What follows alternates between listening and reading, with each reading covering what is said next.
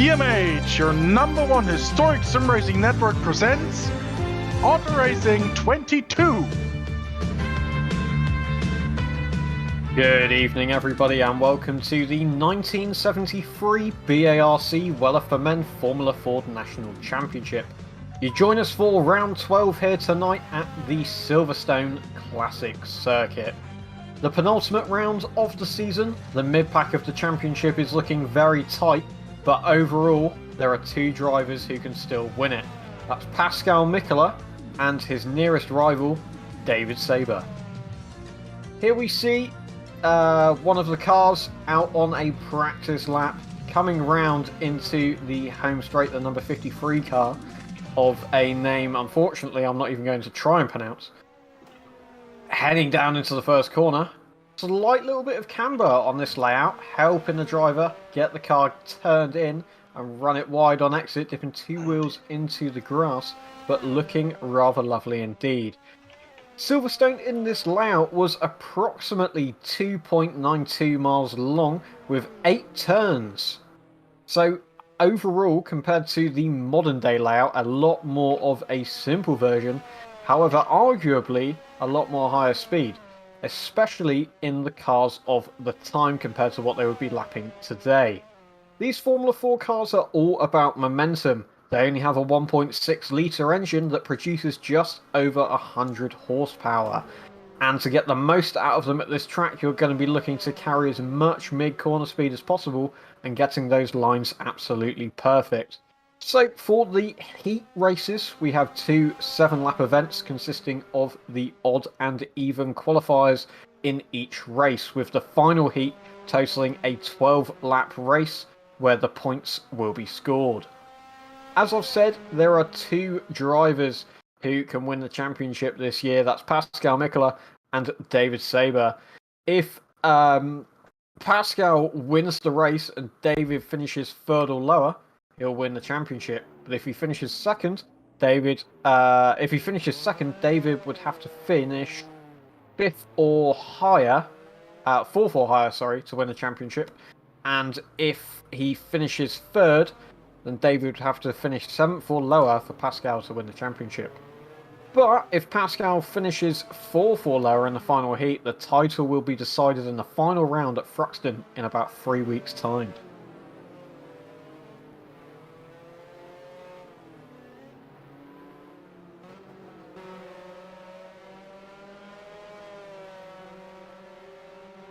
Regarding championship points, the leader, as I've just stated, is Pascal Mickler, and he is on 146. David, his next closest rival, is down on 132, so he's got a 14-point gap to make up.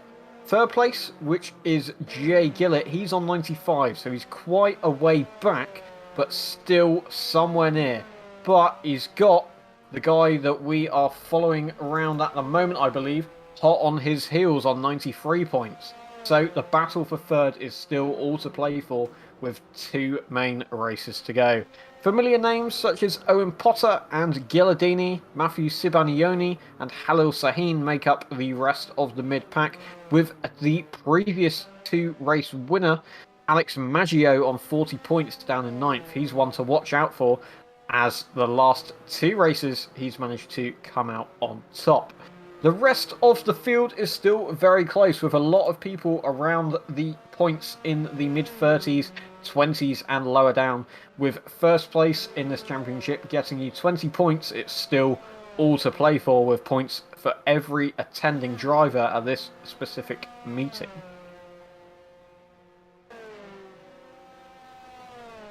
As we can see here, from 13th downwards, it is indeed very close in the championship.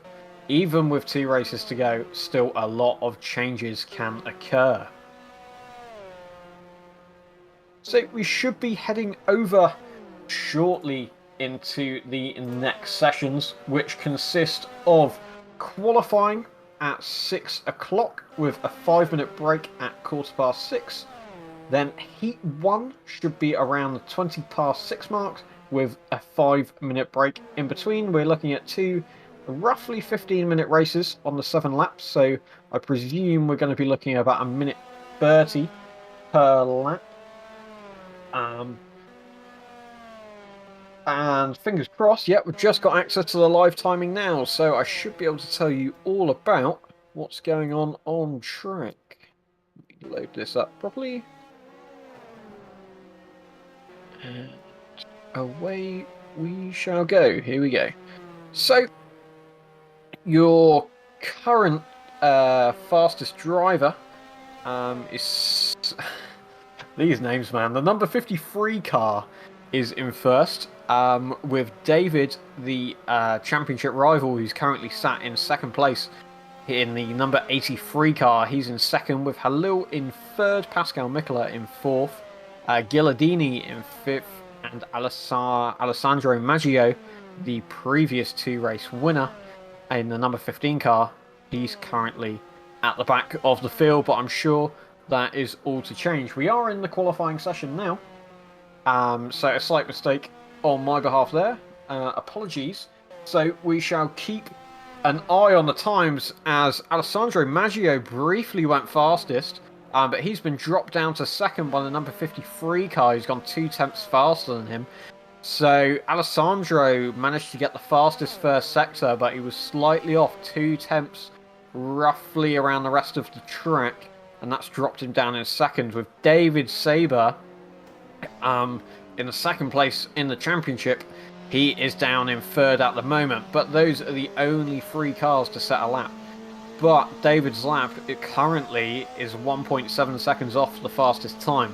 We do still have 10 minutes left of the session, so still plenty of time to set laps and try and get into that groove, but obviously they're going to be running low fuel loads, as we see somebody go off there, coming into the corner at the end of the hangar straight. Pascal Mickler, the 5th place car, should currently be heading into the final corner, so we'll see what time he sets this time round. And it might have been an outlap, as we haven't had a time going through, but currently the fastest car on track is the number 53 car. They've set a personal best sector 2, as well as a purple sector 1, with, looking at the time, should be about 4 tenths quicker so far, so we'll have to wait and see.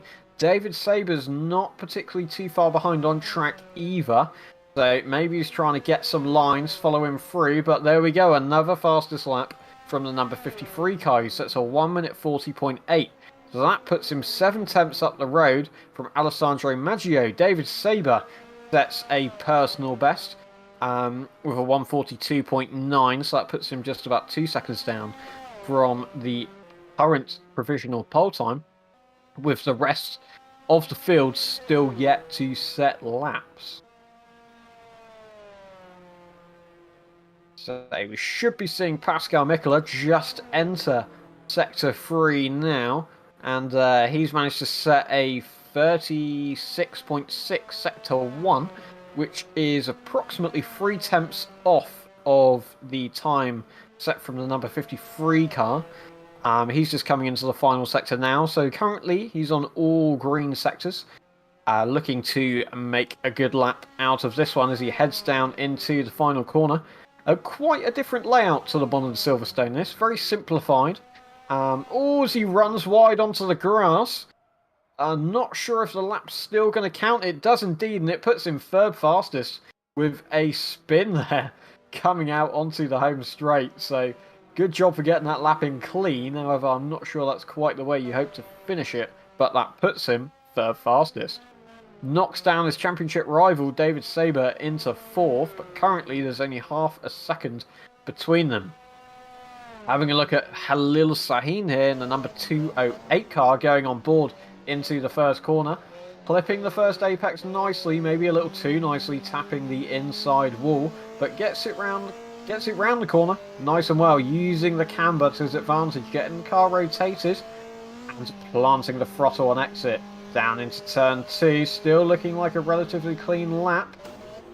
Online, on the brakes hard, into what would now be the Maggots and Beckett's complex, a lot simpler back in the day. Then we'll flick left onto the origins, I would say, of the hangar straight from the very early days. You can see it still go uphill as it does today. But a massive, massive stadium grandstand in the background as well. Maybe you want to be a little bit more over to the left of the track to optimise the line, but still gets it turned into the corner okay. Just about keeps it on track on exit, but might have lost a little bit of momentum there. Halil currently setting a 39.2 Sector 1, which is not looking like one of the fastest times, but it should still get him in the top 5 if fingers are crossed. Alessandro Maggio is about a second off the pole time at the moment, and he's just getting to the end of the Hangar Straight, but we'll stick with Halil for the time being. He's heading into the final corner, and we shall see what he can achieve as he heads under the Daily Express Bridge. Using a lot of the corners do seem to be a little bit cambered here, using the concrete slabbing as well, and that time puts him 6.2 seconds down, so not ideal for Halil, but at least he's managed to get a time in.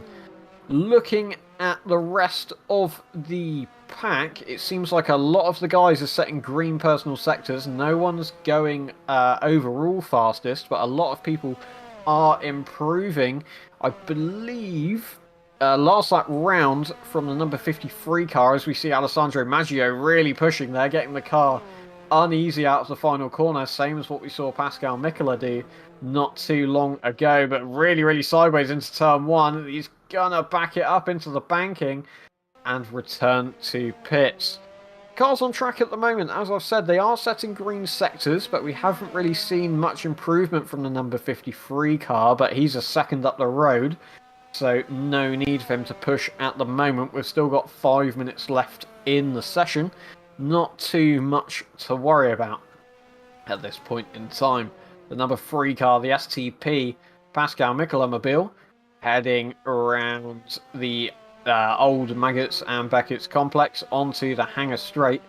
The line onto here and the line through the previous corner really sets you up, because these cars are so low horsepower, you've got to use as much momentum as you can to try and slingshot yourself out of each corner, carry as much corner speed as you can to get yourself to the next one. If you're a tenth quicker through the middle of the corner, you might be another tenth up the road while you get to the next one. So it's all about keeping the momentum up, not letting the engine bog down with these so low power cars. You can see how close he is to the left hand side of the track. 2 wheels almost touching the grass to widen up his entry to the apex of the corner as quick as possible. A little bit of a twitch mid-corner, but we stay on board, and he's keeping his foot flat to the floor. Very nice clip of the apex there, just touching the white line. Heading into the final corner, we're looking at 2 personal best sectors for this lap, so we'll see how much he can improve. Not sure it's going to be the 9 tenths that he needs to get to second place, but should still be an improvement, which will put him further away from his championship rival, David Saber. So he's now got a half a second gap away from that rival for the championship, who is the only one at this point who can take it away from him. David Saber and Ghilardini quite close on track. Ghilardini still yet to set a lap, whether that be maybe trying to finalise the car setup, just doing outlaps and inlaps to make the most of that. But holding it side by side, not what you guys should really be doing. A little bit of contact there. Ghilardini not willing to give up the track space to David Saber. Not sure on his first sector time. I don't believe it was quicker. It probably wouldn't be after contact like that heading on to the Hangar Straight, but at least Ghilardini's now got a car to follow, so hopefully that will allow him to put a lap in. At the moment, it's still people setting green individual sectors. We're not seeing much improvement on the track overall. We have still got 3 minutes left, so there's probably enough time for a little bit of a splash and dash if you need it with the fuel, just to help you get into the edge of qualifying. But still looking good for the majority of the drivers. We should be looking at probably a good 4-way battle at the front of the pack. Maybe the 2 cars in front of Maggio and Slapinski. I'm gonna guess that's roughly how it's pronounced. We might stick to the car numbers. That's the number 53 car and the number 15 car of Alessandro Maggio. So we might be looking at a battle from those two if Maggio can get off the line well. As we see a new personal best from Pascal Mickler, and that puts him only 2 tenths now behind Maggio in the second place position. Quite a good little tidy lap there from him, not too far off. Just the odd little bit in each sector, but let's see if Maggio can respond as he's looking green this lap. Slightly running out wide of the final corner. Not ideal. Maybe lost a little bit of time here, but here you see our current provisional poleman with 2 minutes to go. Turning the car in nicely, rotating it on the brake, letting it roll around the corner on the camber and getting on the power straight away to carry it round. Really nice bit of driving there for the first corner. And we'll have to see what he can achieve in the first sector. Hard on the brakes into the Beckett's hairpin. Powering down onto the hanger straight, slingshotting the car, flicking it in, keeping it as smooth as possible on the steering. And we currently see a 36.414 for the first sector, which is about half a second quicker than what Maggio's managed to produce on this lap. So looking like a strong lap, personal best, green time. So we'll have to see if he can carry that on for the rest of the lap to furtherly advance, or furtherly gain his advantage away from the rest of the pack, and hopefully have a little bit of a home run for this race, to get himself as high as possible up the field for these 2 qualifying heats. So it's going to be odd and even numbers for the first 2 heats. So currently that would be the number 53 car, the number 3 car, and the number 208 car. So we're looking at 2 3-car races. Should be about 15 minutes. So hopefully we'll get the odd battle there. Looking at this lap around, Maggio went a little bit quicker last time out. No improvement from Slapinski in the number 53 car, but still maintaining a 9/10 advantage over the remainder of the grid. But that title battle is not looking like it's going to be swinging in David Saber's favour, especially for this qualifying session, as he's almost 7-8 tenths back off of the guy he needs to beat to keep his championship in the running. Overall, still people setting good sectors. Halil has managed to get the gap down to 5.3 seconds, so improved a little bit, and he is still setting good sector times to slowly eat away at that. As we look at Maggio now, at the end of the hanger straight, the second place car, still pushing as much as he can. He's gone green again in the first sector, but he's currently 3 tenths down on what the number 53 car has put in, but still a good time. Pascal Mickler has gone a 10th quicker than that, though, this time round to Maggio. So we'll probably keep an eye on what he can achieve this lap, as they'll all be crossing through the Sector 2 time. But Maggio's lost a lot of time there, but 4 tenths in that middle sector. We'll have to see what Pascal Mickler can do.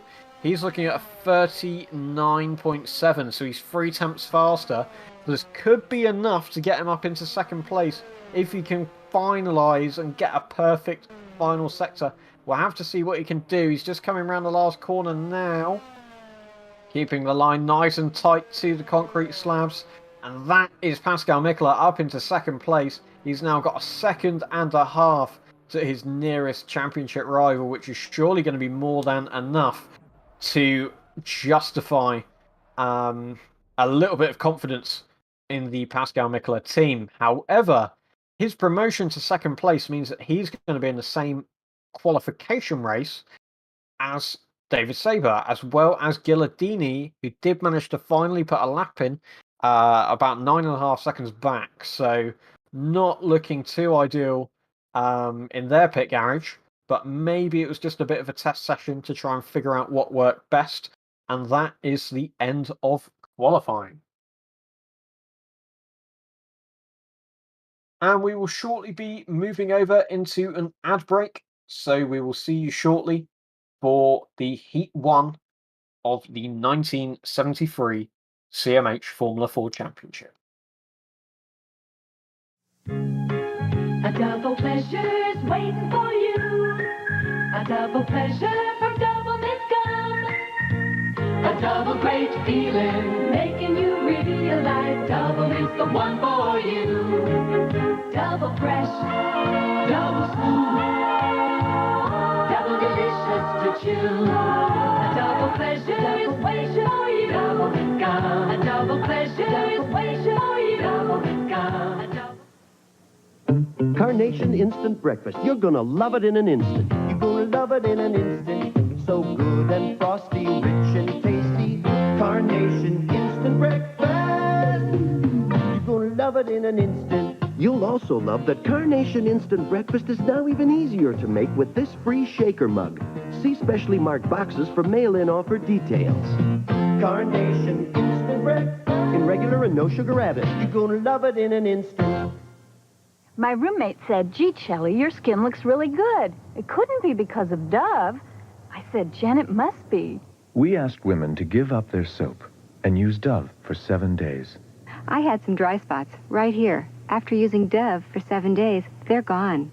Dove contains 1/4 moisturizing cream. Its non-soap formula won't dry your face like soap. Everybody wants to look touchable. With Dove, my skin feels wonderful. City News, Mr. Keebler. Can you tell us what your new sandwich cookies look like? No comment. Well, we hear they've got creamy fillings. No comment. Keebler introduces new EL Fudge sandwich cookies. Buttery cookies with creamy fudge. Chocolatey cookies with peanut butter middles. And chocolatey cookies with vanilla cream. We hear they're all delicious. They are? Oh, were you talking to the cookie? The cookie? No comment. New EL Fudge sandwich cookies from Keebler. Welcome back, everyone, to the 1973 BARC Weller for Men Formula Ford National Championship. Here, currently, we're waiting for Heat 1 to start, which is going to see the 3 following drivers participate. That's going to be Sklapinski, Maggio, and Halil Sahin. All almost identical machinery, as far as I'm aware. All engines run to a spec with slight differences in the chassis, allowing for a slight advantage in some place and a slight disadvantage in others. So it's all about finding that balance and what works for the driver. Currently, Sklapinski is looking like the guy to win. However, Maggio was only a second back in qualifying, so if he can get a good start, it's going to be all about the defense game for the 7 laps.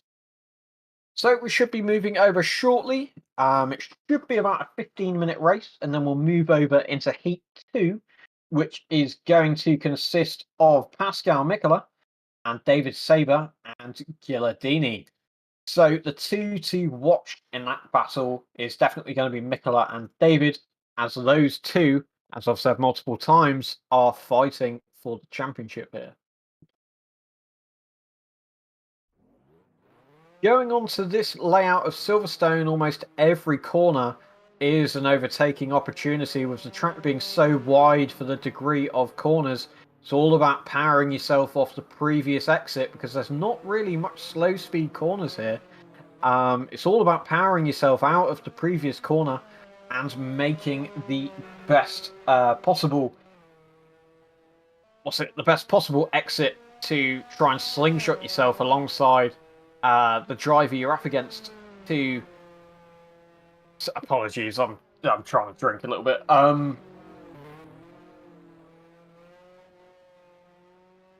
So it's all about trying to slingshot yourself to the driver alongside, to get alongside into that next corner along. And from that point, you'll then have the possibility to make a move. I highly doubt we're going to see much of the late braking dive bomb overtakes. I do believe it's all going to be about trying to get the better exit from the previous corner and then get alongside them before you've actually got to the next corner. I'll be very surprised if we do see some late lunges, just from the nature of the cars and the track. But we're yet to see what's going to happen. So one way to find out is we're watching Maggio here. He runs a little bit wide, manages to collect the car all up though. Of course you can hop in for commentary. Feel free to join. So, yeah, I presume we're watching drivers come around to the grid, unless this is another qualifying session? Or is this a warm-up session? No, we're in warm-up. It's just the normal, regular, like, scheduled, I would say. Okay. Yeah, we got 2 minutes left. 1 minute, actually. Actually, we can just skip ahead. So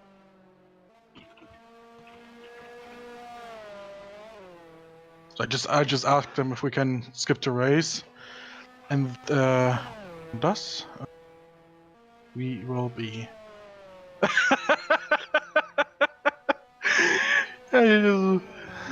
Okay, Halil is the only one who's saying, "Hold on, gotta." Not... Anyway, okay. Everyone is ready except for Halil Sahin. So we will wait out the half minute of warm up, and then we'll go for 7 laps here at Silverstone. I don't know. There are no starting lights here. So how do you say it? How would David Croft say call the start? Like it's flagged down and away we go. That doesn't roll off. It doesn't roll off the tongue as well as the whole lights out thing. I believe he would just make a lot of noise and hope that louder means more exciting. I believe that's the mentality of Mr. Croft. Oh, you should. Oh my God, that just reminds me. If you look on the calendar, we did 2 races at Croft Circuit. Okay. Like the first and I think the 9th round. Good I did track. A little. It is a very fun track. I hit a little Easter egg in the track, and it's just thinking of it. It's in R Factor when you go to the circuit details when you're in the garage and you go to circuit details, you have a little miniature view of the circuit in the menu. Yeah. Yeah, and it's just a TGA file. It's an image file. You can put anything there. I see where this is going. Yeah. There's this. I took a picture of David Croft, like one. I don't know. I think the kind of picture you put on the company website. And I put it in the TGA file. Now the funny thing is, those files are the dimensions of those files. They are tailored for 4:3 screens. Okay. Now my screen is 16:10 or 16:9 widescreen. So you know what you can kind of guess what it does to the image. He was quite elongated. It was stretched. It was wide crofty, and it's just. I don't think I have any image of that, but it's just yes, the most cursed picture indeed. It's just But we all need to have our fun, don't we? Yeah, I mean, just I need to find that picture. I took a screenshot of the game, and it was just David Croft. It was just the face was just so wide. Like imagine you install a new track. You go into the settings, you look for any information, and it's just David Croft looking at you and judging you. I mean, after that, I don't think I want to race there. I'll be completely honest, but I'm gonna find that after the. You finish the stream on that. You'll absolutely love it. Okay, the race session is about to begin.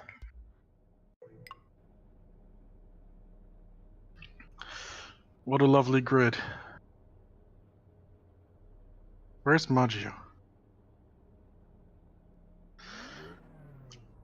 He's the one guy that's not gonna join the grid, I swear.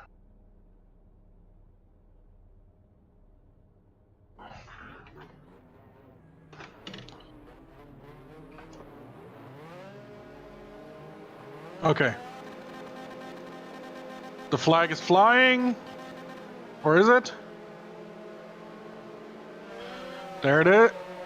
There it is. There it is. It just appeared out of nowhere. We're underway.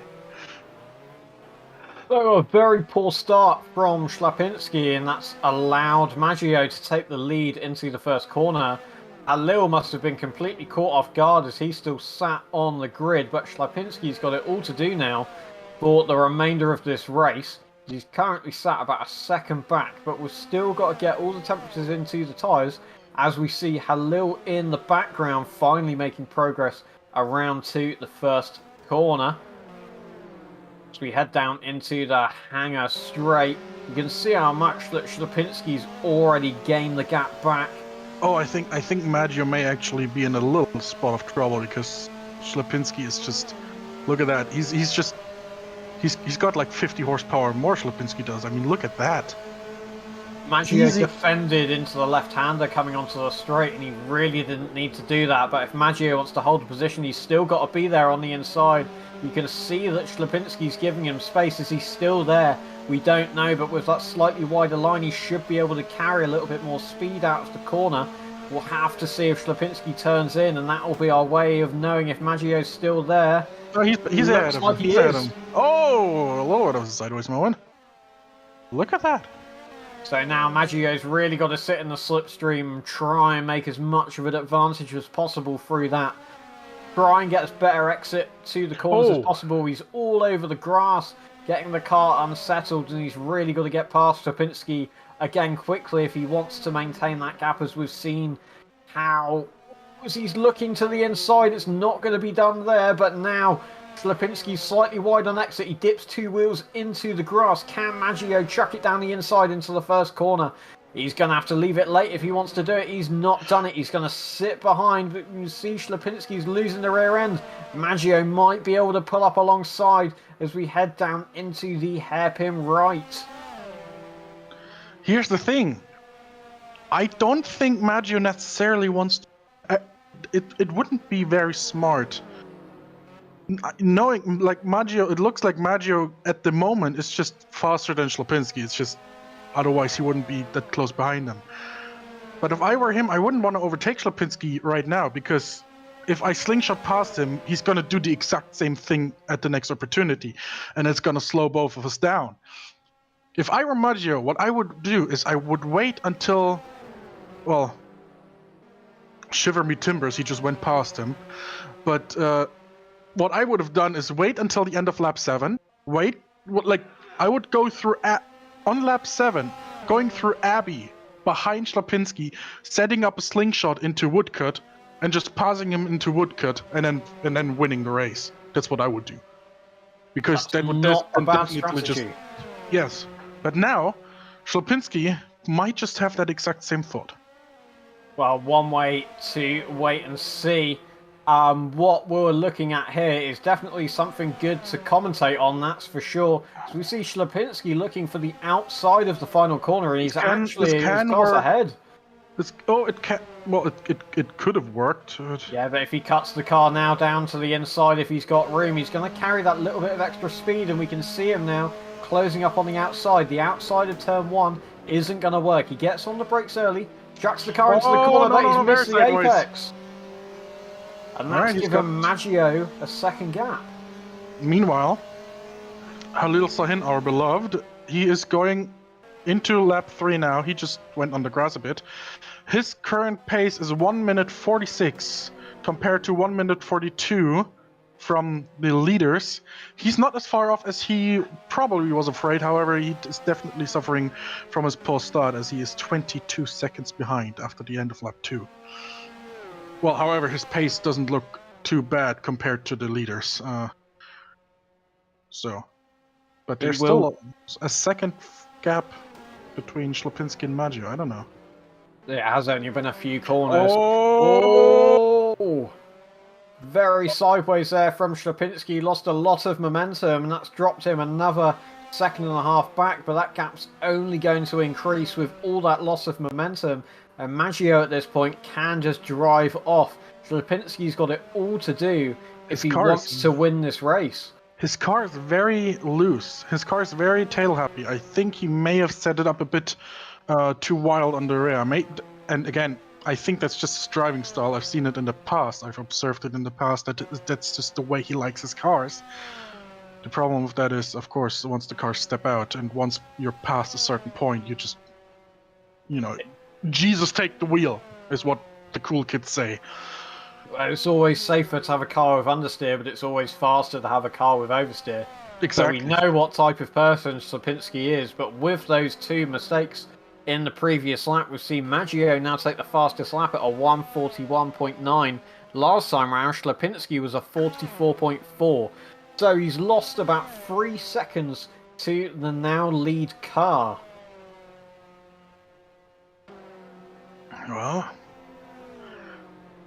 and again, now he's under pressure, and unfortunately, he made 2 mistakes on that last lap. One in what was it, Cops? I believe so. One in Cops, one in Stowe. I had, can't remember those corner names. It's just turn 1 and turn something else. However, he just pulled back about half a second. I was about to say he set a fastest purple first sector, but Beautiful. only 0.02 of a second quicker than Maggio. Both of them are really on identical pace at the moment, so we'll have to see what their time is coming through the second sector board. But it's looking like Slipinski's starting to get back into that groove. He's got someone to hunt down, and he's managed to now pull the gap down to 2.2 seconds. So there's about half a second gain in this lap. It was Maggio with a 39.8 in that sector 2. It's Slipinski with a 39.6. There's another 2 tenths gone, and that little bit of extra momentum that he had has carried him another 2 tenths down into the final corner. He is now. Oh! Watch it! Okay, let's go with Slipinski, and I mean on board, like helmet cam, if you know what I'm saying. You see, he's turning in early, letting the rear step out a bit. Okay, that one wasn't as loose as I wanted it to be to explain, but in that last lap he pulled over half a second back on Maggio. Admittedly, the timing seems a little bit funny as it adds and subtracts like about half a second whenever it wants to. However, you can generally see he is only 2 seconds now behind instead of 3 seconds it was last lap. Well, you can see how hard he's pushing. Watch that rev needle between shifts. He ain't lifting. That rev needle shooting to the sky, and he's flat shifting just to try and get every little bit of time and speed that he can down the straights. It might only chug him. He's turning left to go right. That may be the way you've got to do it. It'll be interesting to see how Maggio's taking these corners as well. But Lipinski is really on the edge at the moment. But look at that RPM needle shoot up between shifts. It's probably not doing his car any favours, but it is doing some favours to that gap to first place. Well, fortunately, these engines are quite durable, so I haven't seen anyone actually can't. But yeah, let's have a look at Maggio. Let's observe his driving style a bit. I kind of want to see how that goes. There he is. Let's go on board with him. I mean the other on board. There you go. Yeah, 4th gear going down the front straight, 200 kilometers an hour. Oh, he's turning in a lot. That is an understeer car. He's doing the same as Slipinski. Look at that. Just foot on the floor and just grip it and rip it. Yeah. You can see his car was geared a lot better than Slipinski's, because down into the first corner he was right on the limiter at the top of 4th gear. So he's obviously spent some time setting the gearing up, but Slipinski's car seems to be a little bit different than that. But look at that shoot up to 7,500 RPM between shifts. Really not doing the engine many favours at all, but you can tell that he's having to do everything he can. But if we look now at the gap to Slipinski, last round, he was 3 tenths quicker. Yeah, 1.3 seconds. And that's what Sorry. This is really going to heat up now. We're on lap 5 of 7, a big amount of oversteer, but manages to hold it on. But that gap's now dropping down even further. We're actually on lap 6. Life Racers and RFAC laps. Not the lap you're on. A little bit funny. Is that how many laps completed? Yes, so we're on lap 6 going into lap 7, and the gap has gone down to only a full second. And that's what I wanted to say. The Pinsky and Maggio as far as driving style goes. Maggio's car understeers a lot more. You said it's safer, and of course it is. You run less risk of losing control of the car. However, it's a bit slower, and I think Maggio of course, he's a bit under pressure, knowing that there's an angry Polish guy behind him. But he's not the one. He's not the one that made mistakes. We're on the final lap now, less than a second apart. Those two are. Schlapinski's probably, a bit angry with himself, and you just saw Maggio lock up his inside front wheel. He's not relaxing either. He's pushing as well. But well, it's once a bit again, a bit of an exaggeration, but it could be a kind of the case of the tortoise and the hare here. Maggio last lap round was a 41.4, and Schlapinski was a 40.6, so he took 8 tenths out of him just in one lap. And if it's the way it's still going, he's going to be right on the rear end of Maggio at the end of the lap. Yeah, and Schlapinski, he's angry. He's made mistakes. If he didn't make those mistakes, he would be 3 seconds ahead of him. And half a second, and he's in the slipstream. Look at the top speed, 209 kilometers an hour.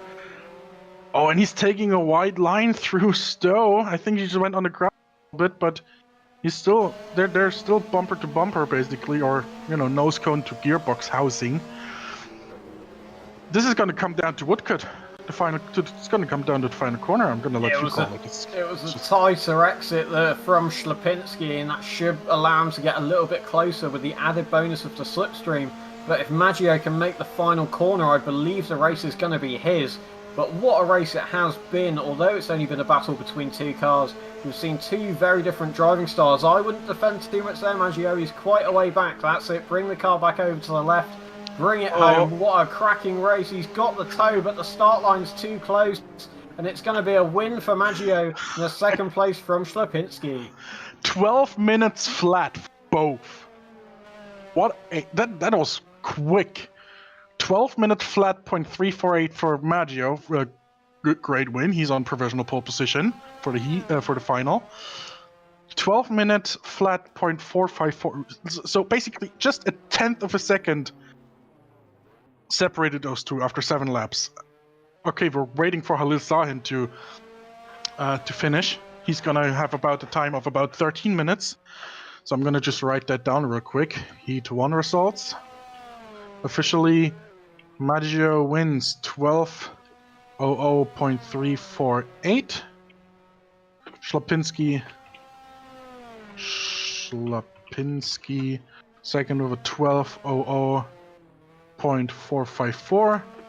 Sahin 12:59.115. I just heard a crunch. He slammed on the brakes straight after the line to get back to the pits as quick as possible. But on the last lap of that race, to put it into perspective, Schlapinski was 6 tenths quicker alone, and you could see how much the slipstream pulled him along. And just out of the final through sector 3, really, he was 6 tenths back, and by the line in the slipstream turning through the last corner, you could see how much of a slingshot that he gained. So it's going to be quite one to watch for the main final heat for sure.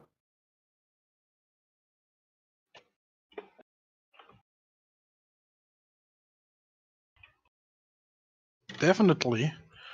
I'm sorry, I just the CMH HFS had someone join, may or may not be well known. Okay, we are back, and after a little break, we will continue with Heat 2. It's a battle between two of the top teams in the American League as Minnesota takes on the New York Yankees, or the Los Angeles Dodgers meet St. Louis on ABC's Monday Night Baseball. First time I saw him, he was a dirty-faced little kid wearing a baseball cap.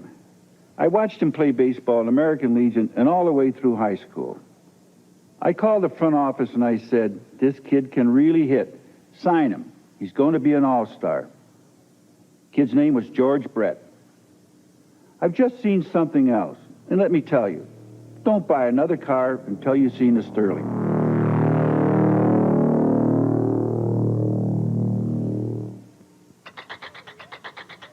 Our hand minute hand, second hand, sweet. Time is of the essence, gotta pick it up a beat. Cause time is money and money is time. The one that does it faster is the one that we buy. High gear, full tilt, gotta get it done. Quick, quick, quick, bite fast food, eat it on the run. Rush job, turnaround, speed is now the key.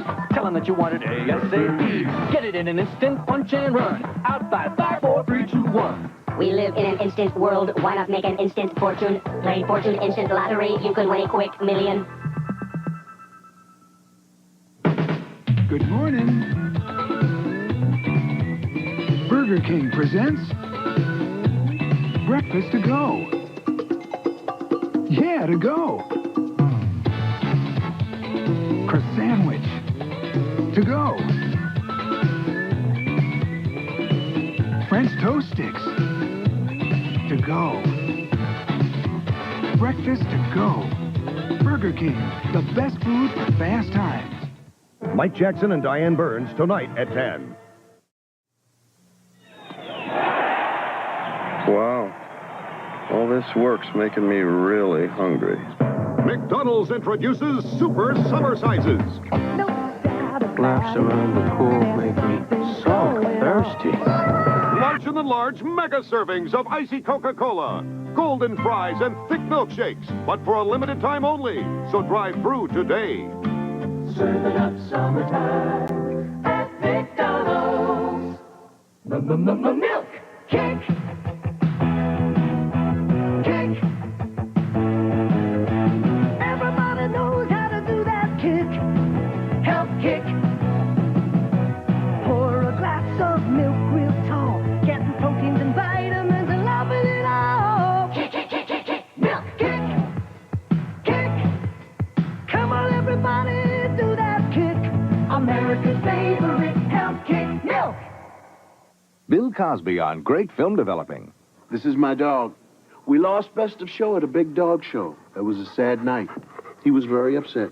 I took some pictures, remember? Huh? Well, now you don't think I'd take them just anywhere to be developed. Here, come on, look at them. Ask for the Kodak Color Watch system. This Color Watch seal says only Kodak products are used for great developing. He's still upset. I show him the pictures. He says, Arf, Color Watch, you're going to thank me for it. This is a Cajun Spice Ruffles tater chip. Now, some people might think it's too hot. No, it's not too hot. It's spicy, yeah. Now it's hot, I'll guarantee. Cajun Spice Ruffles brand potato chips. Mama thinks it's special. How do I know? 'Cause my Skippy tells me so. Of all the national brands, only Skippy has both high protein and less sugar. Glad my mama put Skippy in our lunch. Skippy for good nutrition. Welcome back, everybody, to the 1973 BARC Weller for Men Formula Ford National Championship.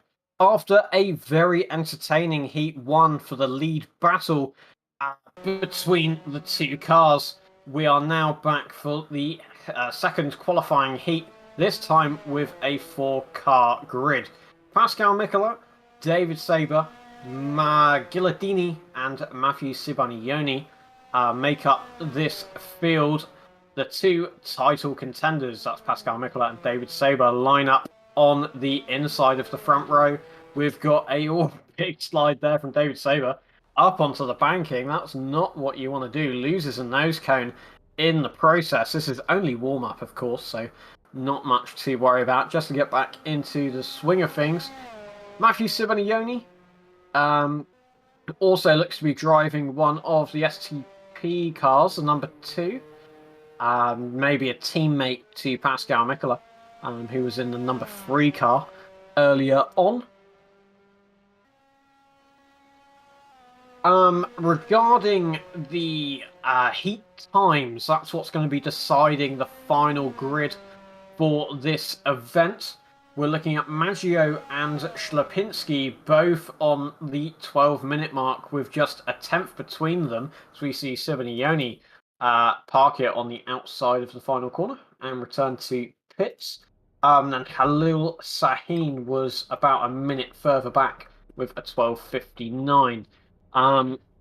We're moving on to the grid now. Looking like Gilardini is going to be further back for some reason. I believed it was going to be a 4-car front row. Maybe not the case.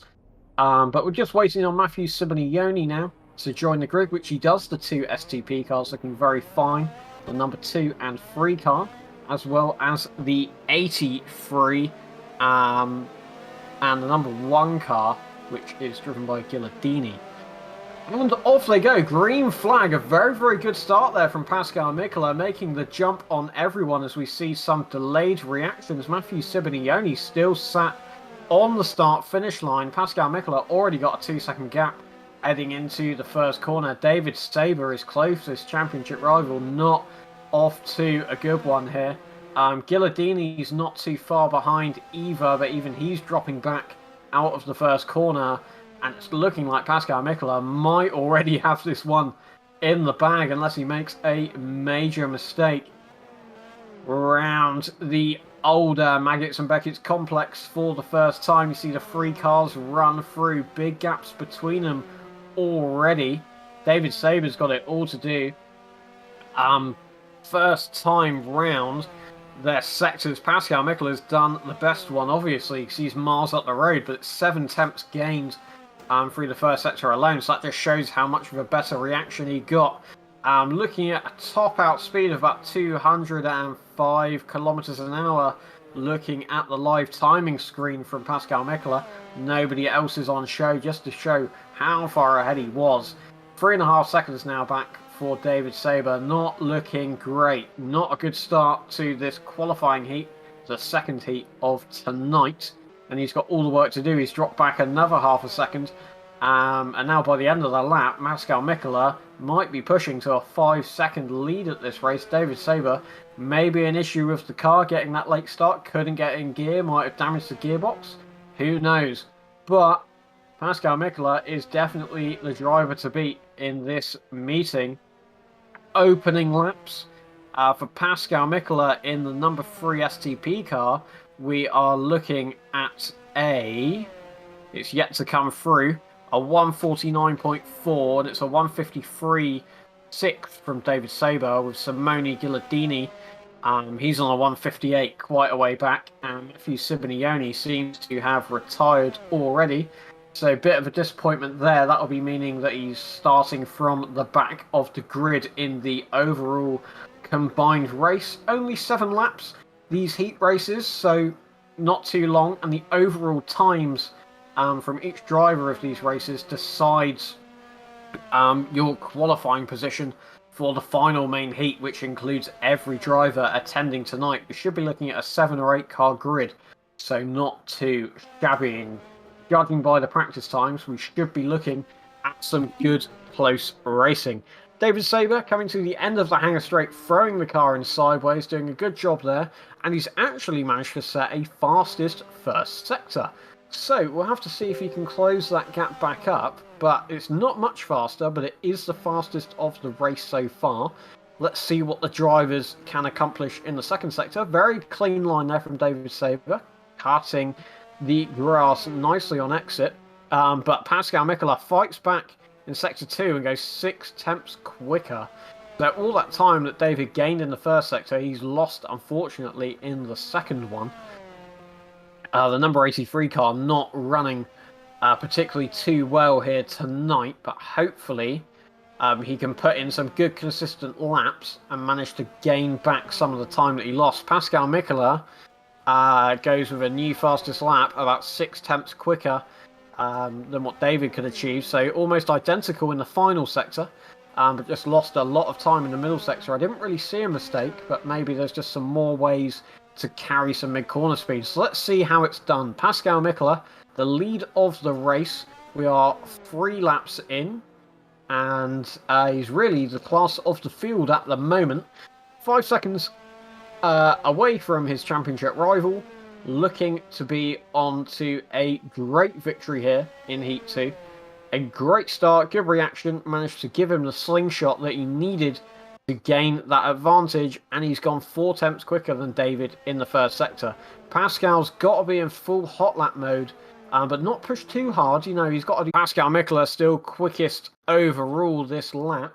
Unfortunately, I've lost the stream, so currently just commentating from the live timing, as we see Pascal Mickler set another fastest lap of the race of 41.9.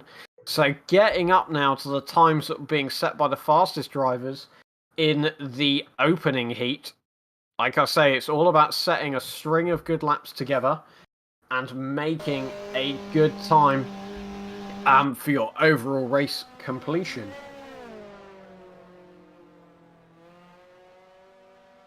And back to the broadcast we go. Here we see Pascal Mickler in the number 3 STP car. Currently on lap 4 of 7, heading on to the hangar straight. He's set a purple first sector, which is really what he needs to do. Luckily, he's got nobody else to battle with, so he's not going to be losing time like Ślepinski and the other driver he was battling with were, as they were swapping positions in the early laps. And unfortunately, Ślepinski lost it twice, and that dropped him further back. So if they didn't battle and he managed to get past once cleanly, you know, that would have probably put him another second or two up the road. So we'll have to look at Pascal Mickler's finishing time, but he's got a good chance here if he can continue to put in these quick sectors to get himself a pole for the race that really matters. Sector 2 time still looking good, about 2 tenths quicker than his rival David Saber behind, but it was a smashing first sector that put him 4 tenths further up the road. These guys, you can tell that they're really on the limit here. Pascal pushing to the edge. It would be good to go on board with him for a lap, and then we can talk you through it as we head into the first corner. See, he flicks the car in. He's got quite an understeery car, you know, not having to fight the car at all, like we saw Ślepinski do. He was sideways on every corner with the steering wheel turning left to go right. You flick the car in with a really forward back brake bias just to get the car turned into the corner, and you can kind of see that here a little bit on Pascal Mickler's setup, but it's so much more planted big corner. You know, these cars are on groove tyres, they're no slicks here, so it's all about just trying to get the car around the corner in the quickest way possible, whether that be sideways or using all of the grip that you've got available. But if you can plant the rear tyres to drag you around the corner, that's kind of what you want to be doing.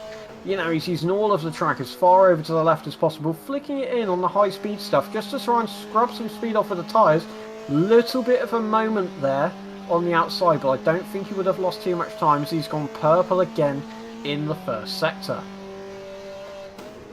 Final penultimate right-hander of the track, clipping the grass a little bit on the inside and running it right up to the ragged edge of the track on the outside. He's really managed to put in a good lap this time round with, once again, a 40.0 middle sector, which is, being honest, what we're seeing from some of the fastest drivers here tonight. It's looking like a 40.42 from David Saber, so not ideal from him, losing even more time. Yeah, Pascal's car set up nice. You know, it wants to rotate into the corner. It's got that little bit of front end push, which just keeps the car safe, but it's nowhere near to the extreme that the car of Ślepinski's that we saw last heat out. So that was sideways on every corner, and he was having to try and scrub as much speed off with the tyres. We see David Saber there in the background going around turn 1, shows how big the gap is now. Although it's not shown on the stream on the live timing, it's sat at around 10 seconds now. So, you know, he's been realistically pulling out maybe a second a lap, because he was 5 seconds up the road by the end of lap 1. So he's done a good job. We're currently on lap 6 with 5 laps completed. Pascal Mickler heading on to the hangar straight once again for the penultimate time. Looking decent, you know, he's had a good consistent drive. He's setting consistent sectors, whether they be green or personal best pretty much for the whole race, or lap best, because I know David Saber holds a very, very good first sector as well, I believe. He just hasn't been able to piece a lap together.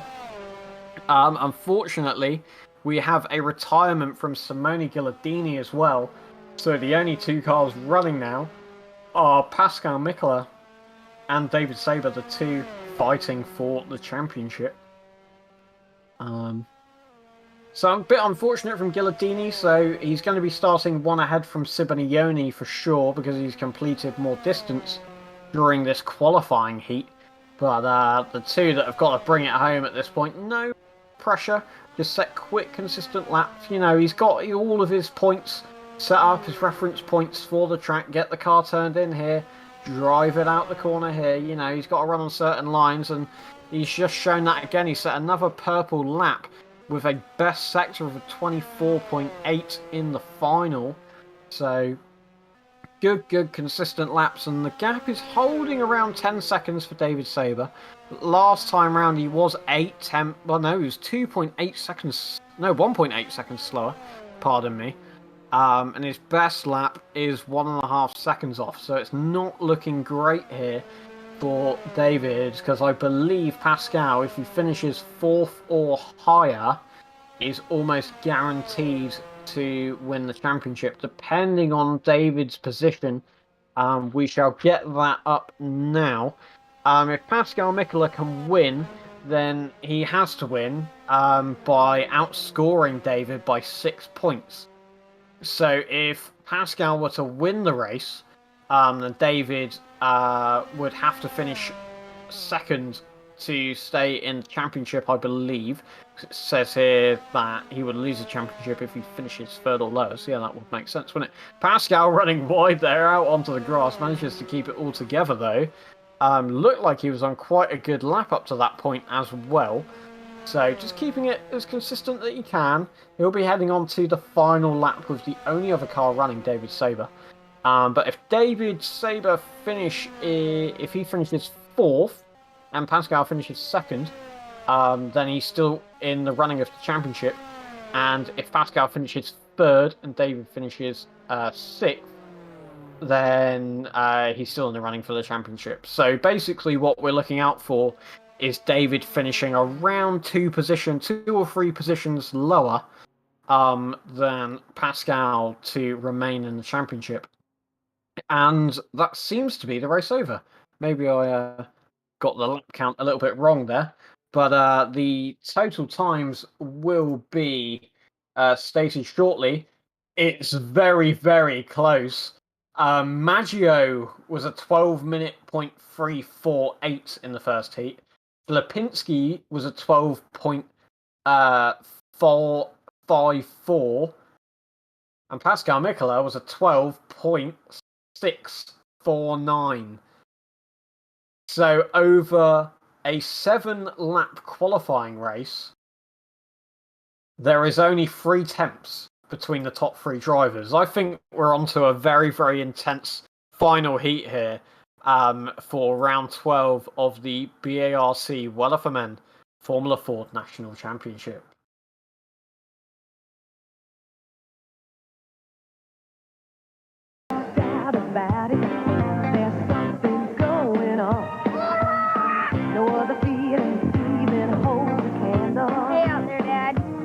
It's like a sweet has sprouted, like spring has come and sprung. Awesome! Just shot too hot to handle. It has been so long since I felt like I belong. At last I know that moment has come.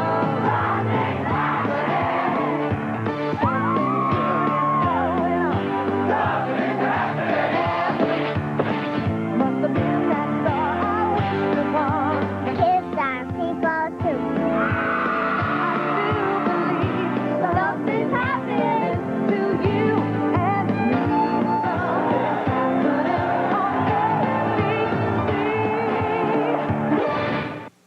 It's a battle between 2 of the top teams in the American League as Minnesota takes on the New York Yankees, or the Los Angeles Dodgers meet St. Louis on ABC's Monday Night Baseball. First time I saw him, he was a dirty-faced little kid wearing a baseball cap. I watched him play baseball in American Legion and all the way through high school. I called the front office and I said, this kid can really hit. Sign him. He's going to be an all-star. Kid's name was George Brett. I've just seen something else. And let me tell you, don't buy another car until you've seen a Sterling.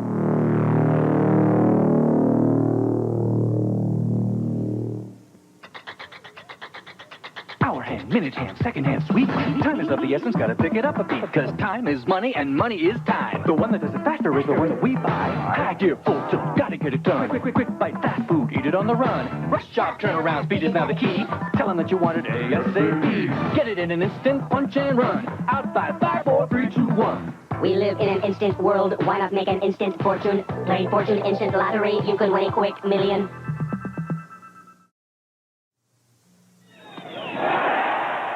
Wow. All this work's making me really hungry. McDonald's introduces Super Summer Sizes. Laughs around the pool make me so thirsty. Larger-than-large mega servings of icy Coca-Cola, golden fries, and thick milkshakes, but for a limited time only. So drive through today. Serving up summertime at McDonald's. Milk kick. Kick. Everybody knows how to do that kick. Help kick. Pour a glass of milk real tall. Getting proteins and vitamins and loving it all. Kick, kick, kick, kick, kick. Milk kick. Kick. Come on, everybody, do that kick. America's favorite health kick. Milk. Bill Cosby on Great Film Developing. This is my dog. We lost Best of Show at a big dog show. It was a sad night. He was very upset. I took some pictures, remember? Huh? Well, now, you don't think I'd take them just anywhere to be developed. Here, come on, look at them. Ask for the Kodak Color Watch system. This Color Watch seal says only Kodak products are used for great developing. He's still upset. I show him the pictures. He says, Arf, Color Watch, you're going to thank me for it. This is a Cajun Spice Ruffles tater chip. Now, some people might think it's too hot. No, it's not too hot. It's spicy, yeah. Now it's hot, I'll guarantee. Cajun Spice Ruffles Bread Potato Chips. Mama thinks it's special. How do I know? 'Cause my Skippy tells me so. Of all the national brands, only Skippy has both high protein and less sugar. Glad my mama put Skippy in our lunch. Skippy for good nutrition.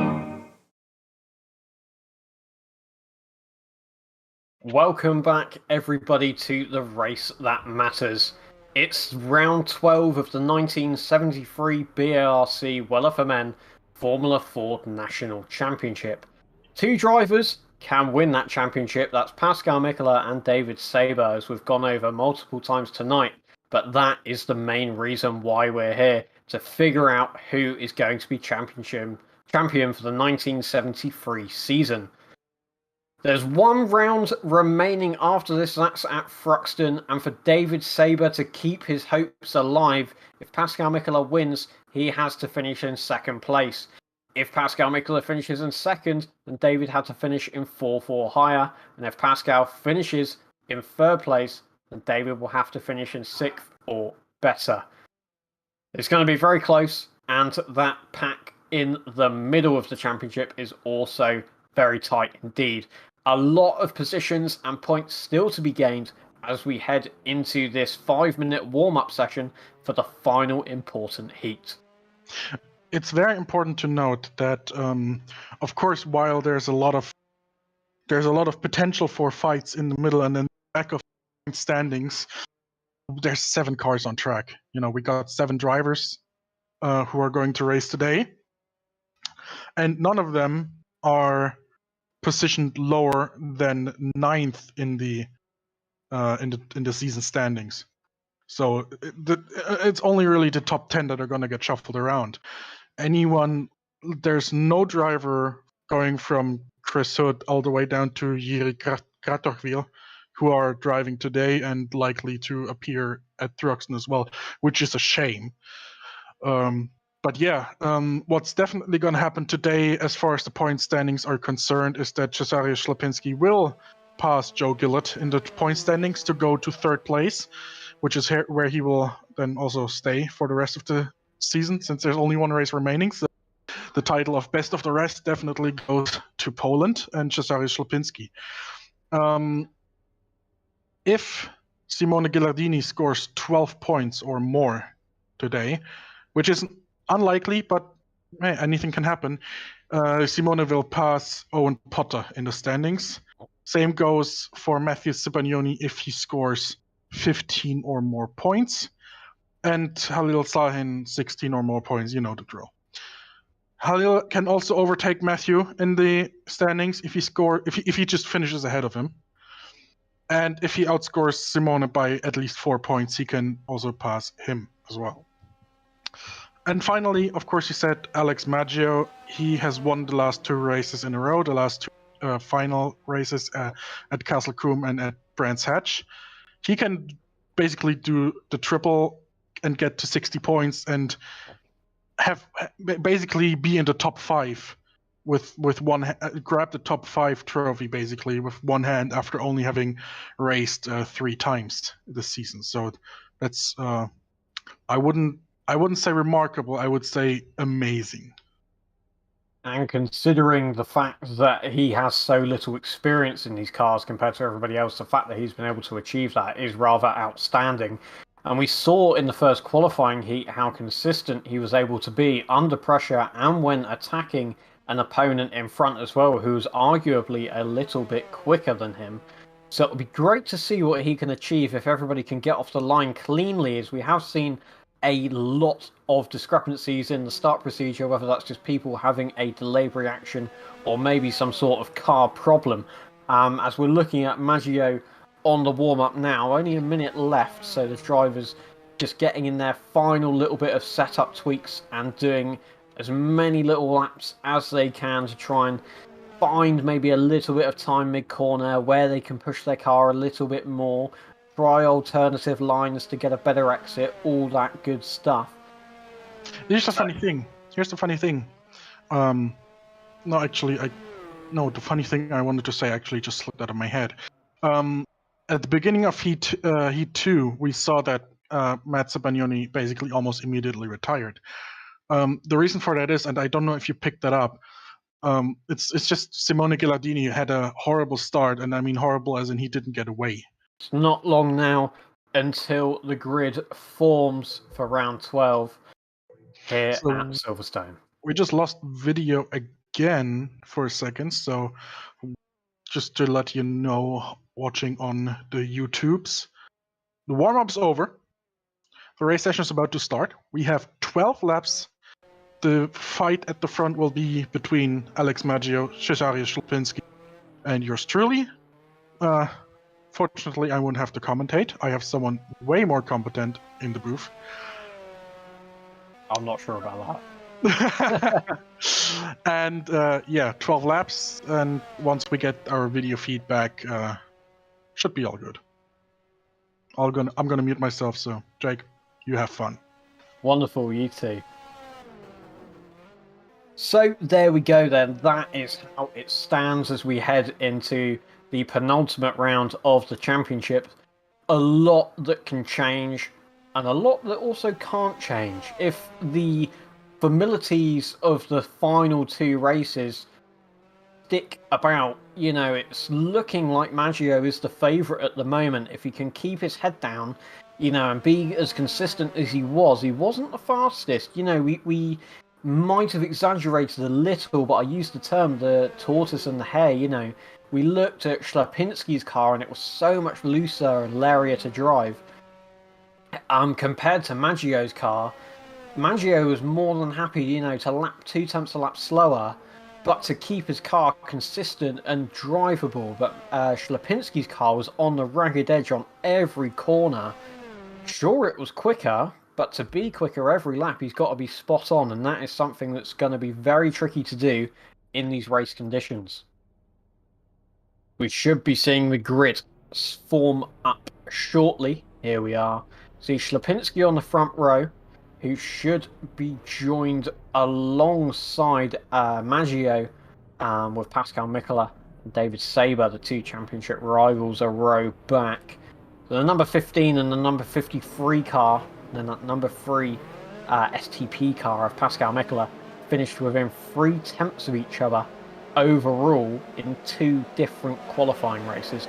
And it's green flag, a great start from all 3 at the front. Pascal Mickler goes to the inside. Everybody seems to have got away cleanly, some slower than others, but all have made it on the run down to the first corner. Pascal Mickler now moves to the outside to slot in behind Ślepinski, who is arguably the quickest car in the heat races. Even though Maggio managed to pull off the win, it was Ślepinski who pulled back a 3-second gap after mistakes, and we see Ślepinski wasting no time at all. He's looking for the outside into the old Maggots and Beckett's complex. Look, he's still trying to hold it. A little bit of contact there, and there's someone's front nose cone gone missing. That might have been Pascal Mickler's. He's dropped back a long way, so maybe some contact there as Ślepinski got loose making contact, but he's still fighting straight back.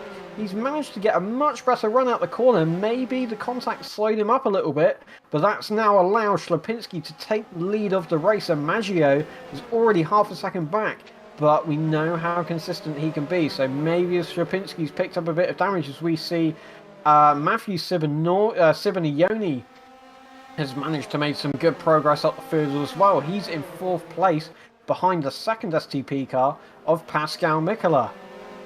David Saber as well, fighting with Matthew Sibonioni. You see those two places swapping about, and it seems like David Saber's managed to get the place back, which is really what he needs to do.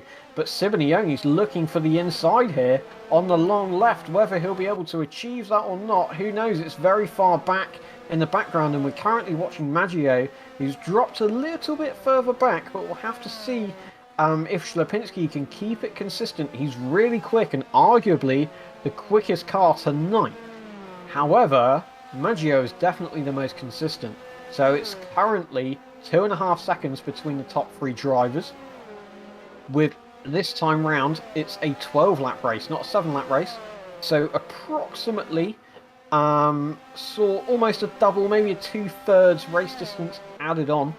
But we should still be seeing some good battling later on. You know, Matthew Sibonioni and David Saber in the background, it would be great to get a view on them. Those two are side by side. They have been for the last half of the lap. You can see Sibonioni there in the background, and David Saber trying to go around the outside, but this will mean he'll have the inside for this long left. Whether it will happen or not, we're yet to see, as we're stuck on Maggio, or Alessandro Maggio. Look at that, Sibonioni trying to stick his nose in up the inside. Fair play. David Saber gonna have to try and stick it around the outside. He's still keeping it there. He runs a little bit wide. He's still ahead mid-corner. There's no contact either. What great racing. Oh, Sibonioni. Massive slide on the exit. Manages to keep it all together, but he's lost that little bit of extra momentum that he had from the inside, and he's managed to now drop back behind David Saber. Great clean line from both of these drivers. The gap's now down to about 2 seconds at the front, I'm afraid. Ślepinski is looking to break Alessandro Maggio's last 2 win streaks from Brands Hatch and Castle Combe. Matthew Sibonioni now using the slipstream to his advantage, goes to the inside in the final corner. We've seen that it's possible. David Saber's done a smart move. He's backed off a little bit. No, he hasn't. He's still trying to go around, but he gets the switchback. Maybe a little bit of contact there. And Sibonioni goes defensive, but manages to get the play. David Saber chucks it up the inside, though. Look at this. Amazing racing here at Silverstone, the penultimate round. Another one to look out for is going to be Pascal Mickler, is now slowly catching up to Alessandro Maggio. But it's very interesting to see if David and Matthew, what racing they can put on for us tonight, as this has been a great little battle so far. But Pascal Mickler and Alessandro Maggio, look at those two, they're only a 10th apart as well. And I'm going to presume they're just coming on to the hangar straight, so we'll have to see if Pascal Mickler, he has managed to get past him. Maybe a good slipstream move there. But it's going to be the same case here with David Saber and Matthew Sibonioni. David Saber pulls to the inside, hoping to make an overtaking manoeuvre here. Late on the brakes, very, very good. Runs it out a little bit wide either. Makes Sibonioni, if he wants to do it, go the long way around. But unfortunately, he's hooked up the rear end and he's spun it round. Not ideal whatsoever for his championship hopes. And this is not looking great at all. He's down into 6th place. All the way at the back of the grid. It'll be interesting to see where Halil Sahin is, as he's not looking too far off either. But this is really not good for David's championships, as of currently, if Pascal finishes in second place. David has to finish in fourth. So he's got currently about a 9-second gap that he needs to make up to overtake Matthew Simeoni. And if that's the case, I believe Simeoni is the teammate of Pascal Mickler, so he's not going to make his life easy whatsoever. Alessandro Maggio now is currently closed the gap back down to about 0.2 of a second. And if Maggio can get past Mickler, then that's going to be doing David Saber a favour for sure. It'd be great to see. Now the gap's only 0.1. Now they're equal. And Alessandro Maggio has jumped ahead on the timing boards. It'd be great to see what they are. Unfortunately, we're still following David Saber. But the two, there we go. Well, now we're on board with Ghilardini, who's running in 5th place. And here we go. Alessandro Maggio, who's won the last 2 races, and Pascal Mickler. It's currently looking like Ślepinski is the favourite. If he can keep that consistency together.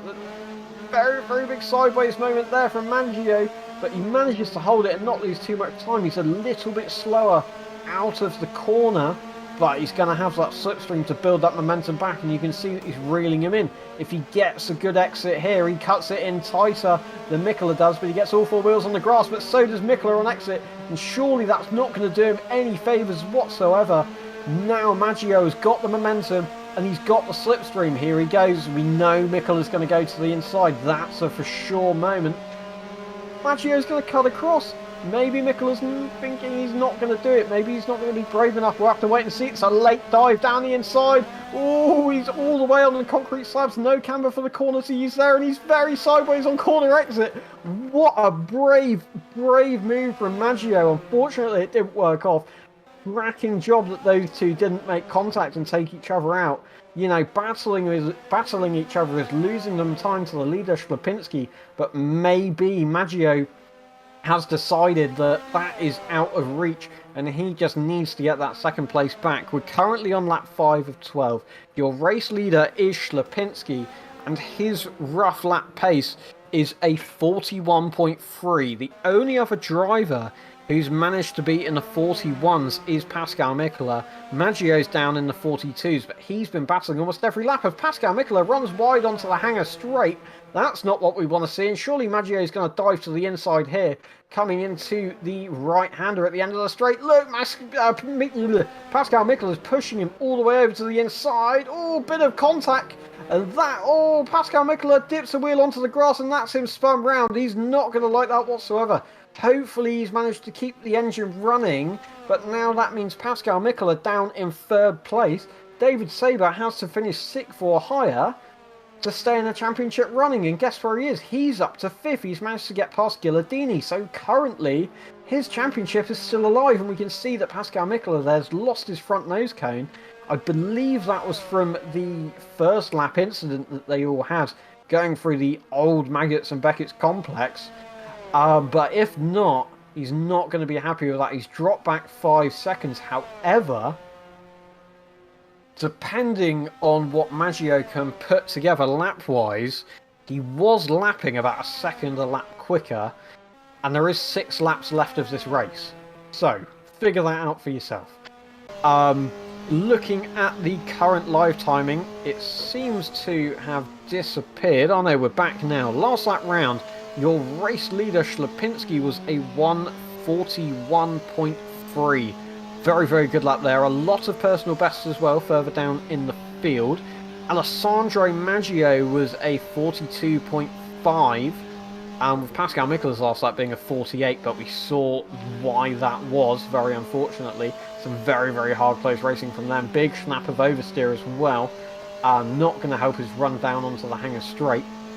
Matthew Simeoni in the number 2 car, he was a 43.8 and David Saber was a 42.9. So David's slowly reeling him back in, once again about a second a lap quicker. However, he's about 5 seconds back and there's 6 laps left of this race. So, going to be another one to watch out for. We'll have to see if Pascal can build some of that time back, so he needs to be right on it straight away. He's got to get in that mentality where he's hunting him down. He's lucky enough that this track's nice and open. Very, very good line there. Dipping the two right-hand wheels onto the grass, but not that front left. Dip that front left and it's going to wash out. You know, you've still got that one wheel on the tarmac to help guide the car around the corner.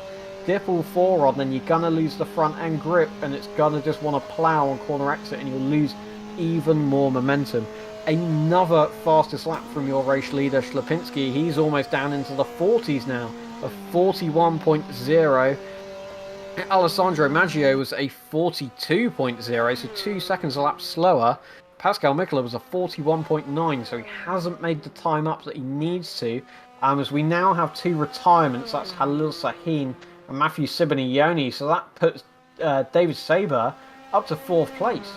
So he's still, at the moment, in the championship running, and unless Pascal Mickler can somehow win this race, then it's looking like the championship's going to all go all the way over to the final round at Thruxton in a few weeks' time. Cars are very, very spaced out at this point. On lap 7, all drivers on personal best first sectors.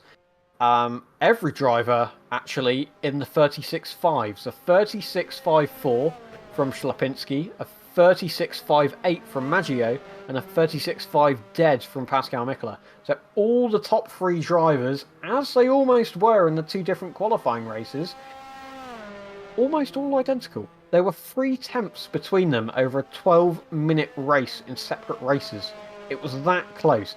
To be fair, Pascal Mickler... Oh, speaking of Pascal Mickler, that's not what he needs to do at all. He's lost the rear end on the grass. Luckily, he has about a 10-second gap to David Saber, but it's going to take him a lot of time to build that momentum up, and he probably won't be back to speed by the first corner. We'll have to have a look at David Saber. You know, that gap's coming down 5 seconds, 4 seconds.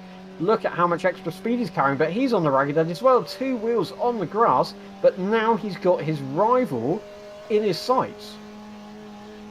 So it was all very, very quick laps from the top 3 runners. It was only a matter of time before one of them made a mistake, but I didn't think it would be almost immediately. But look, you can see that David Saber's still pulling the gap in, 27.2, 27.1, probably, yeah, 27.0 for the first corner. Obviously, that's the gap to the leader. But you can see that he was just pulling in Pascal Mickler all the way. But now, you know, he was a 43.0 last time round, and we've seen that a lot of the guys, especially the top 3, were in the 41s. The personal best as well, 36.6s, 36.5s from the top 2 drivers. Best laps overall, it's your race leader Ślepinski on a 41.0 that he set a few laps back. Then Maggio's on a 41.9, Pascal Mickler's on a 41.5, and David Saber's on a 42.9. So there should be, if Pascal Mickler can match his personal best, which this car is in race trim. Oh! Pascal Mickler has lost the rear end again, and now David Saber is all over him. Pascal holds over to the right-hand side of the track, very, very respectful, to just let David go through without any major altercations, because he's a much slower car. But here we can see, almost straight away, Pascal is on the ragged edge, but he's just carried them extra few Ks through the corner. It's a very, very brave move to go too wide through here. Is it going to work out okay? He dips 2 wheels over the white line on the inside. Is David Saber still there? We're not sure, but Pascal's managed to get the place made. Great on it there. No hesitance whatsoever, and he turns into the final corner, so we can only assume that he is clear of David Saber now. And all he's really got to try and do is bring the car home in 3rd and be as best prepared that he can in a few weeks' time for Thruxton, where the championship is really going to go down to the wire. Unfortunately, Maggio doesn't look like he's going to be able to carry on and create a hat-trick of race wins. He's going to be down in 2nd, but that will still be a hat-trick of podiums. And judging that he's had no experience in these cars whatsoever prior to the 2 previous race wins, it's very, very good going, and an aspiring Formula 4 driver for sure. Big oversteer there from Pascal Mickler, but managing to keep it all together, flicking the car in nice, tucking it in for the hanger straight. We power down now through the gears and towards the right-hander. So the 2 leaders, Ślepinski, he's had a race really all by himself. He's managed to hold on the gap. It was about 3 seconds for the first few laps. Then when Pascal Mickler and Maggio started fighting, then the gap really opened up, and unfortunately a mistake from Pascal Mickler, well, arguably a bit of contact and very, very close, tough racing.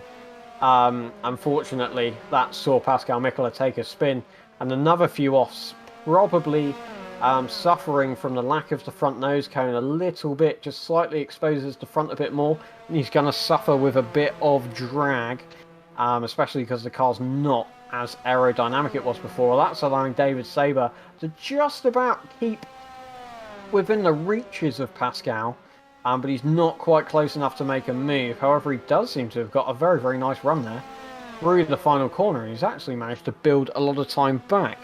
That was wasn't a personal best from David Saber, but it's the best lap that he's managed to set in a while. But Pascal's lap was down in the 43s, so both of them running in the 43s. I'm going to guess there's some car damage between both of them.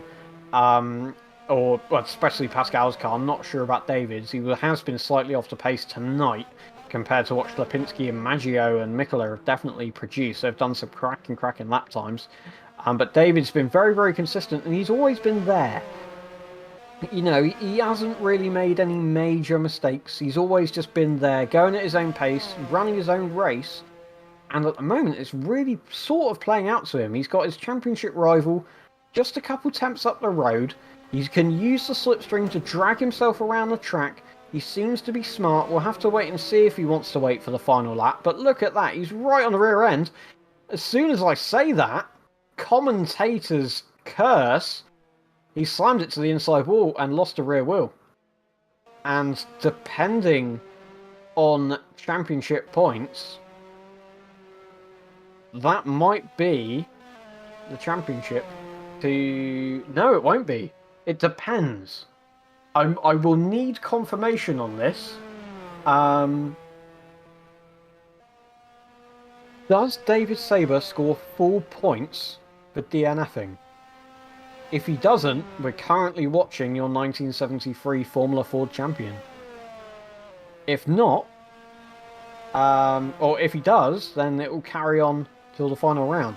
But very unfortunate move very unfortunate luck there for David Saber. Must have just caught a rear wheel up on the grass. He needs to finish a percent of the race to score points, and he would have got to lap 10. So that is looking at, well, it's going to be around probably about 80%, isn't it? Just below that. Yeah. It will be interesting to see how this plays out, actually. Because we've now only got 4 cars running. Half the grid is basically DNF'd. Whether that be, well, all of them have been through crashes, I believe. Halil, not 100% sure, but he was kind of running on his own. He was the second car to retire. David Saber, unfortunately, hooking it up on the grass and spinning into the inside banking, losing a rear wheel. That's the end of his race, and Matthew Sibinioni, the number 2 STP car, we lost early on in the race as well. According to Pascal Mickler, he has the points. So, this is not your 1973 champion as of currently. However, he is going to extend his gap, and that's going to make David's life even harder for the final round. He's done everything that he's needed to tonight, the odd mistake here and there, but he's put himself in a very, very good position. 3rd place is not bad whatsoever. Even though there's only 4 cars running, he's been up to the front end of the grid for most of the race. Or he's had the pace to match the front of the grid for most of the race. So, a very, very good drive from Pascal Mickler. I believe we're on the final lap now. It would be good to finish off the race with our current dominant race leader, that's Lipinski. He's ran an almost flawless race, if not flawless. We haven't seen too much of him because he's been out all by himself, creating a gap, putting in consistent laps. He actually managed to get down to into the 40s. He got a 40.8, which was 6/10 faster than anyone. Alessandro Maggio managed to get into the 41.4s, but he was no match for Ślepinski. Ślepinski on the map is coming down into the final corner. He's currently on a personal fastest lap. It would be great to see him finish the race and cross the line. Not sure if we're going to see that on the broadcast whatsoever. But Ślepinski comes around the final corner. He's going to win the race, and in the process, a new fastest lap of the race of a 40.788. Here we see our second place driver, Alessandro Maggio. He loses the rear wheel on the final corner and crosses the line. I guess he didn't retire, so I presume he's still second place. What a way to finish the race. I mean, fair play to angling your car and not letting it spin round and get it across the line. Here's your third place man, Pascal Mickler, current championship leader. Still got a little bit of rivalry left in David Saber, but he's made his life very, very hard for next week. So, not next week, in a few weeks' time. Congratulations to Pascal Mickler for finishing off the podium. And here we see Ghilardini in a race of attrition. He crossed the line. I'm trying to keep composed here, but I'm not sure what to say to that, really. Congratulations on Ghilardini in a race of attrition for coming fourth. I suppose he's finished the race under slightly different circumstances than others, of course, but well, not really. Two of the drivers didn't have all their wheels crossing the line. Fair play to Ghilardini, and congratulations to everybody tonight. It's quite interesting. The funny thing is, first of all, the wheel. Talk about domination. I mean, Ślepinski just, if we ignore lap 1 where he had a bit of a moment and then my car involuntarily mated with him, he just absolutely crushed everyone. I mean, I can only take off my hat and salute him in respect. Simone Ghilardini is actually scored with having done 9 pit stops after his crash in crossing the finish line. He crashed right at the finish line.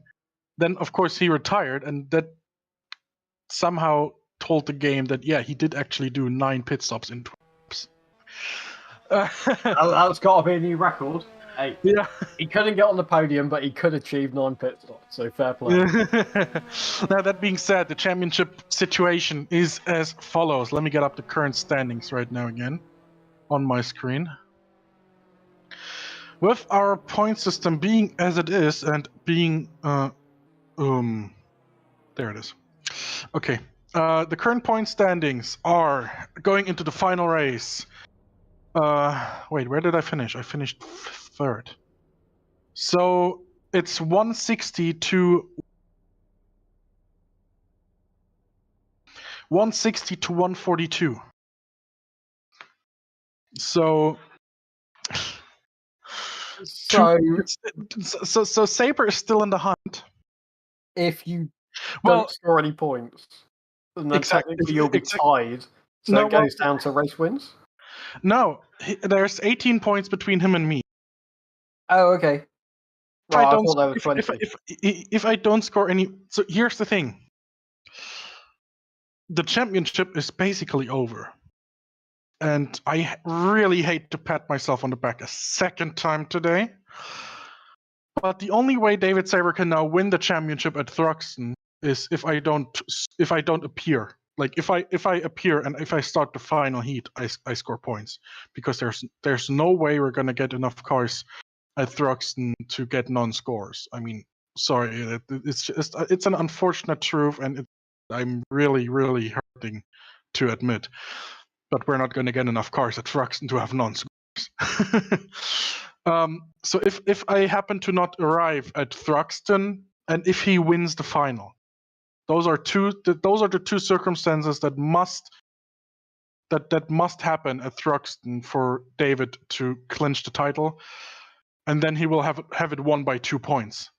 Which, given the temper of these cars and the point. It's pretty darn close, and you know it would be a mighty. So yes, what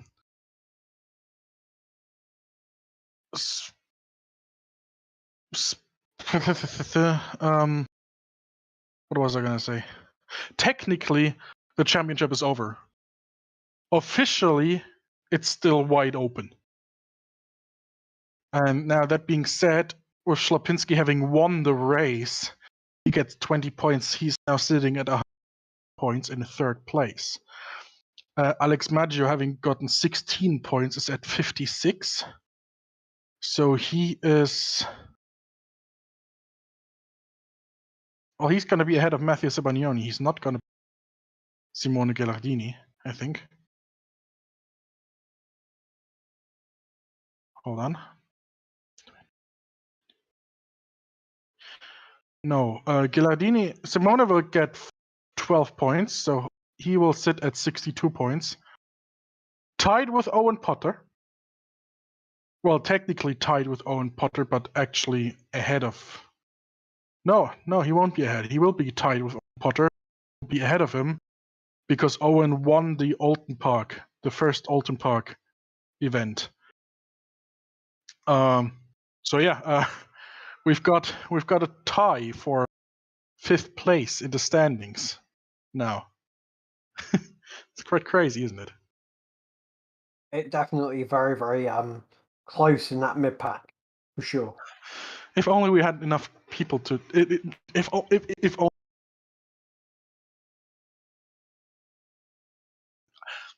This is basically my happy dreams, if that were to take place. Anyway, yeah. Saber, unfortunately, well, my car was basically undrivable after the collision with Schlapinski. David was much faster than me. Only stow and then just didn't. He didn't lock it down in time, and that's when he crashed out. Unfortunate, but yeah, it is what it is.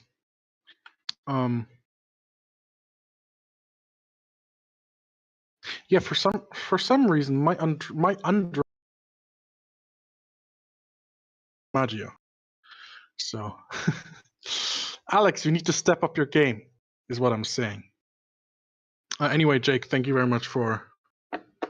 And thank you for the privilege of letting me commentate tonight. It's been very much appreciated, and I've had a good time.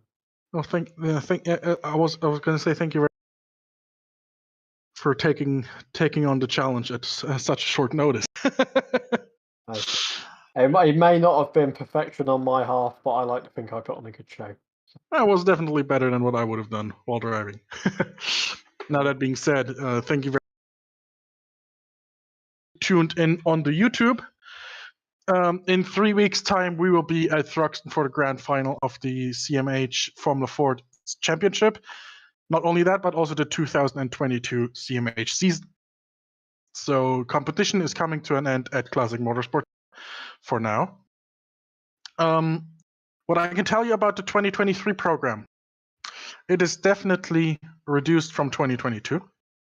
There's not going to be a lot of racing, not as much as in 2022. So we're not going to championship plus a Masters Trophy plus a Triple Crown. However, what I have planned and what the present and past administration has planned is probably something that a lot of you will like. For that, I will give you a quick date. That will be, let me check, October 16th. That is that that's next Sunday. Next week Sunday at 7 p.m. At 7 p.m. Greenwich Main Time. Is it called Greenwich Main Time? Is it Main Time? Yeah, I think it is. Mean. Yeah, mean.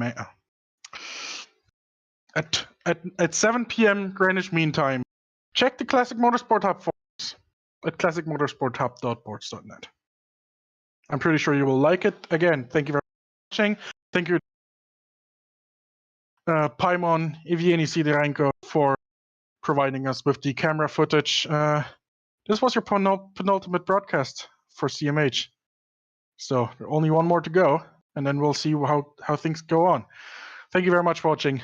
Good night, goodbye, and see you later, and doodly-doo.